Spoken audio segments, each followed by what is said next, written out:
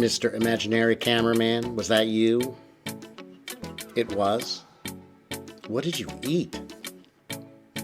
Oh, hello everyone, Brian Richards here, and I apologize. I was talking to my imaginary cameraman, but I know you didn't come here to learn about his intestinal problems.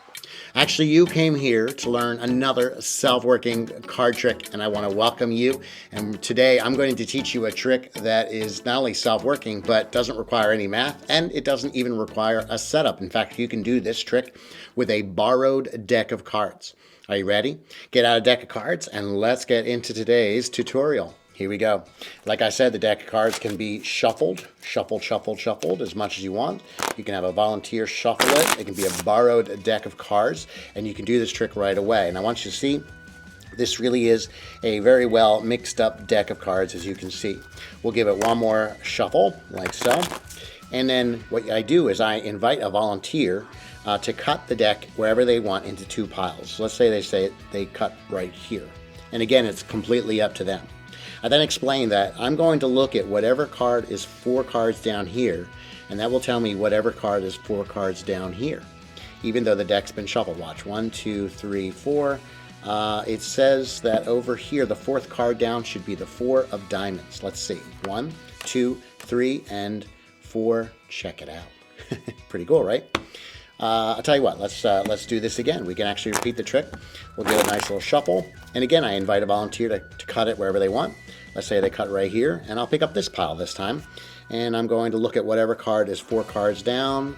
And that's going to tell me what's 4 cards down over here. It should be the 9 of clubs. Let's see. 1, 2, 3, and 4.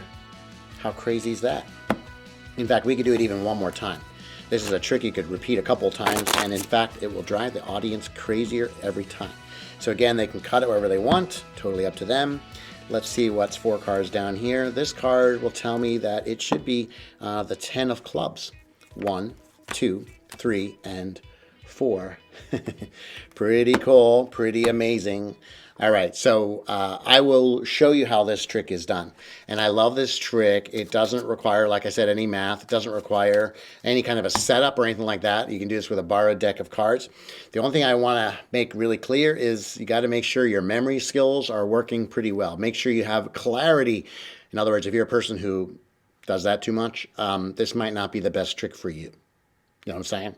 Now, for real, you definitely want to make sure that your brain is sort of firing on all cylinders, if you will, because you just got to be able to memorize a couple cards along the way. So let's get into today's explanation of the trick. So again, the deck can be shuffled. It can be borrowed. It doesn't really matter. The only thing you're going to do is you're going to show them that the cards really are mixed.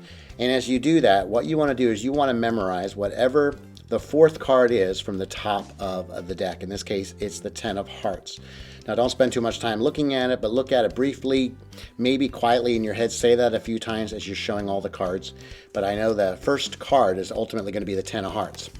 You then can shuffle the deck, but you want to be careful that as you shuffle the deck, you're shuffling the deck this time, make sure you leave a stack on the top so that you don't affect whatever that 4th card down is that you memorized, the 10 of hearts. So you can do a riffle shuffle where maybe the bottom half goes first and you leave a good amount on the top to keep going. That way you know that you haven't affected the top 4 cards. Then what you're going to do is you're going to invite a spectator to cut the deck wherever they want. Explain they can cut wherever they want. And whenever they cut, you just got to know which one is the top half, which one's the bottom half. And you're going to pick up the bottom half, whichever one's the bottom half, and you're going to count down 4 cards, and you're going to explain that the 4th card here will tell me what the 4th card here is. So you're going to go 1, 2, 3, 4, and you're going to look at it. Make sure you don't show it to them, but you're going to look at whatever this card is. Now, this is really important, and this is where your memory is going to be really important.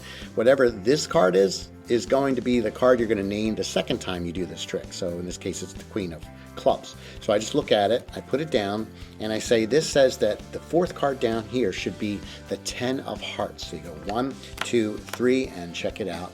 There is the 10 of hearts. You put this back on top, throw the stack on top. You put this packet on top of that packet. So you're putting the bottom half packet on top now. And now you already know what now the fourth card is down for the second time that you do this. It's going to be the Queen of Clubs. So again, you can do a riffle shuffle as long as you don't affect the top 4 cards. You invite a volunteer to cut the deck wherever they want. I usually put it on the other side so that it seems like now I'm going to grab the different pile. And I'm going to now look at whatever cards, 4 cards down here. I say whatever card is 4th card down here will tell me what is 4th card over here. So again, I'm now looking at this card. This will be the 3rd time that I do it. It's 10 of clubs.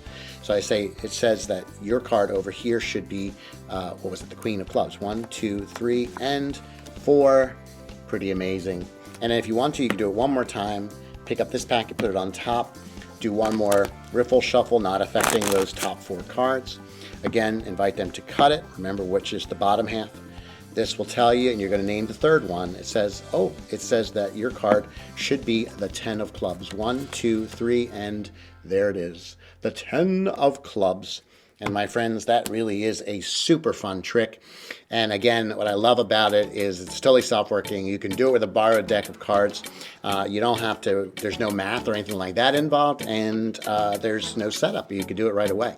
So super fun. I hope you enjoyed that trick, but I'm going to have to leave this studio because Mr. Imaginary Cameraman definitely has something going on in the stomach world. And yeah, I'm going to have to leave the studio just for a little bit, maybe air it out for a year or more. See ya.